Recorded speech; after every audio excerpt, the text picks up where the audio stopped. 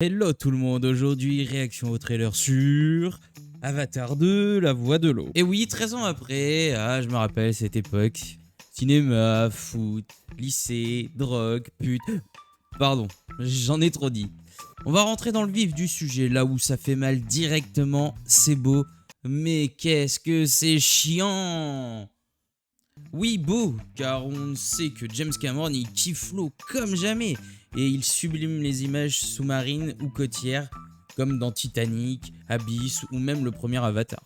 Bah alors James, on aime barboter dans l'eau?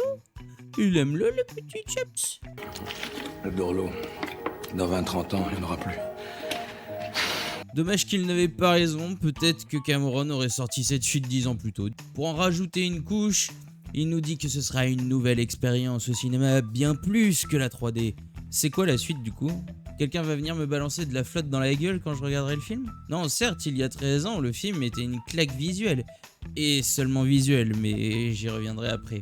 Et il est vrai que depuis 10 ans, on n'a rien eu de nouveau dans la catégorie des blockbusters. Ce sont des adaptations de jeux, de livres, de comics et mangas, que ce soit en film ou en série, du coup, c'est ce qui lui donne son petit côté frais, mais à part ça, je comprends pas trop la hype. Personnellement, j'ai pas été surpris, on en a vu d'autres depuis. J'ai pas pris ma claque comme certains d'autres youtubeurs médisants qui se branlent rien qu'à la prononciation du mot avatar. N'est-ce pas Tommy? C'est le scénario qui est original! Le scénario? Le 1 où c'était la méchante organisation américaine qui voulait conquérir une nouvelle terre par la force, sous la houlette d'un grand vilain de l'armée américaine. Oui, vous savez, le stéréotype qu'on voit dans tous les films américains, avec le militaire méchant et débile. Donc là, on veut nous faire croire que la suite sera révolutionnaire. Attendez, je vais lire le pitch de celui-ci. Jake Sully et Neytiri sont devenus parents. L'intrigue se déroule une dizaine d'années après les événements racontés dans le long métrage originel. Leur vie idyllique, proche de la nature, est menacée lorsque la Resource Development Administration, dangereuse organisation non gouvernementale, est de retour sur Pandora. Contraints de quitter leur habitat naturel, Jake et sa famille se rendent sur les récifs où ils pensent trouver asile. Mais ils tombent sur un clan, les Metkaina, aux mœurs différentes des leurs. Vous la sentez, cette odeur de scénario qui tient sur un post-it? Oui, effectivement, dans la bande-annonce, on voit Jake et Sully sont devenus parents.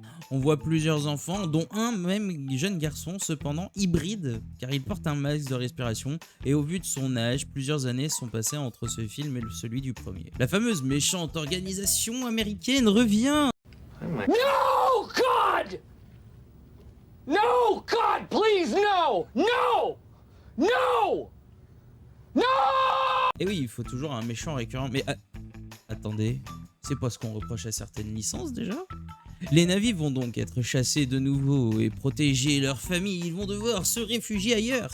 Toute similitude avec un conflit actuel et existant serait purement fortuite. Ils vont donc retrouver un autre clan de Na'vi. Je suppose que ce sont les Na'vi verts qu'on aperçoit dans la bande-annonce. On peut donc supposer qu'au début, leur différence va susciter la curiosité, mais que certaines d'entre elles vont aussi créer un conflit entre les deux clans. Mais stop, pas de guerre entre nous. Nous avons un ennemi en commun, le grand méchant américain qui sera battu par la force de l'amitié et de la diversité. Pourtant, on parle pas d'un shonen ou d'un comics ici. Il ne faudrait pas trop soulever des problèmes de société actuelle dans un film Disney, allons. Ne soyons pas fous. Et après, ça critique les scénarios de Fast and Furious et des Marvel. C'est un énorme CSC là. Tout ça pour vous dire que tout le monde va être encore dupé et hypé par les images, la bande son et certains influenceurs qui jouissent à chaque image de ce film, mais qu'à côté ça restera sûrement un film moyen. De mon côté, je m'attends à rien. Je suis juste curieux car le temps a passé. Pour moi, c'est ça qui va en fait créer la hype du film. C'est juste que il y a 13 ans qui est passé, tout le monde, on va dire, en a marre d'attendre. Donc j'en attends pas plus que ça personnellement. Du moins, je l'attends pas autant que ma coque Rhino Shield. Renix, t'as pas de sponsor, t'es pas encore assez connu, dégage. Ah ouais. Donc sur ce, à la prochaine tout le monde. Tchuss.